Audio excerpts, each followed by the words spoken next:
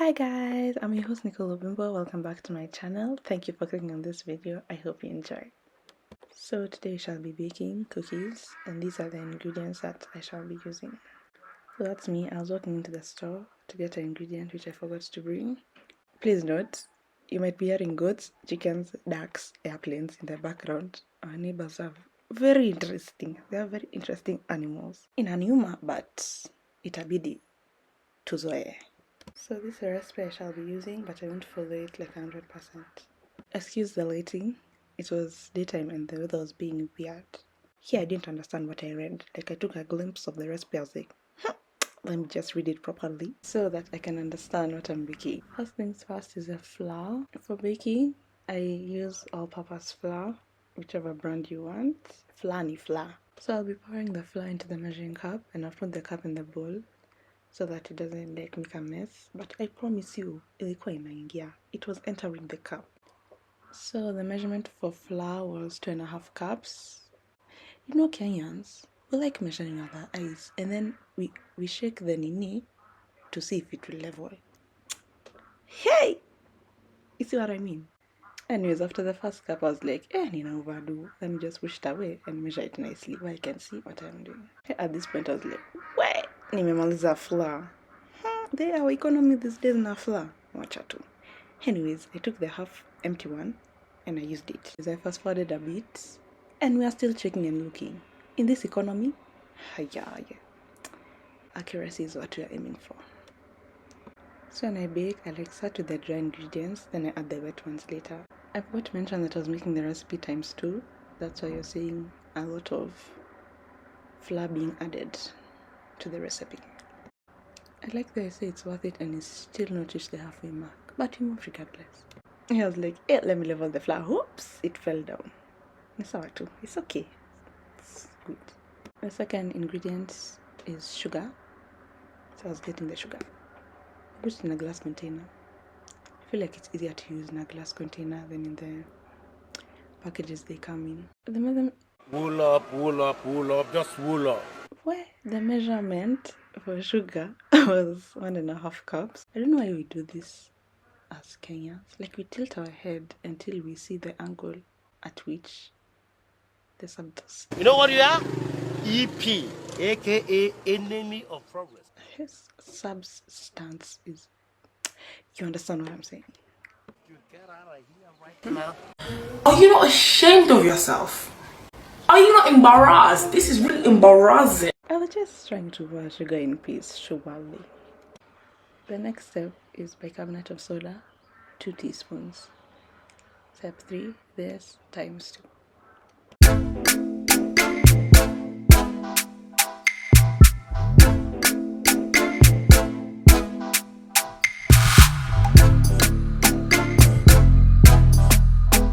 So this is how the mixture of dry ingredients looks like. The white things at the top is bicarbonate of soda, then sugar, and then flour.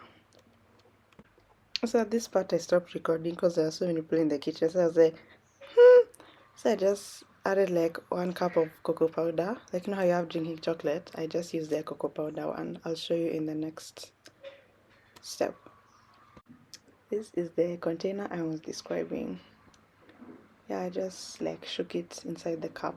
I forgot to say the measurement I used for cocoa was 3.5 cups.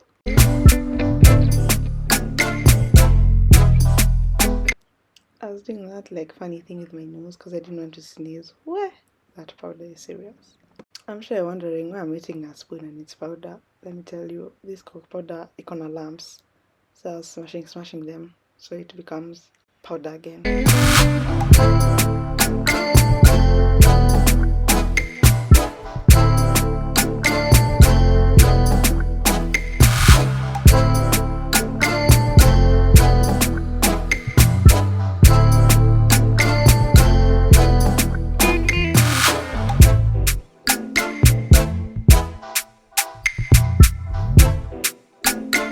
To switch from the glass bowl to the basin because the ingredients were becoming too much for that bowl and I don't want it to pour. So at this point we came back to the kitchen, so I just cracked the 2 eggs and 250 grams of butter. I melted the butter and I beat the eggs. Then I added it to the, what's it called, to the mixture, and then it looked like this. So at first, when you add wet ingredients to the dry ingredients, it's supposed to look like chunky, but I added milk to make it like smooth-ish. I don't know if you understand, but yeah, that's what I did here. I didn't record the part of me adding milk. At this point, someone was recording me, so I was just like, wow, let me do what I do best and pour the flour into the mixture and mix it. Let me tell you, mixing dough with your hands, I'm telling you, it's no joke. It requires a lot of energy.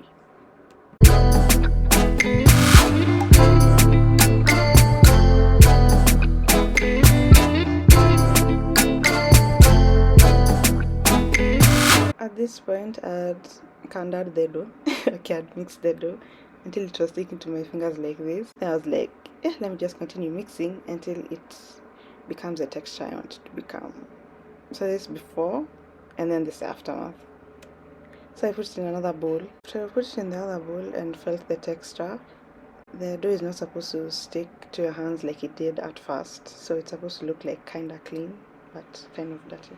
After doing this, you're supposed to cover the bowl with cling film, then leave it in the fridge for about an hour to become soft.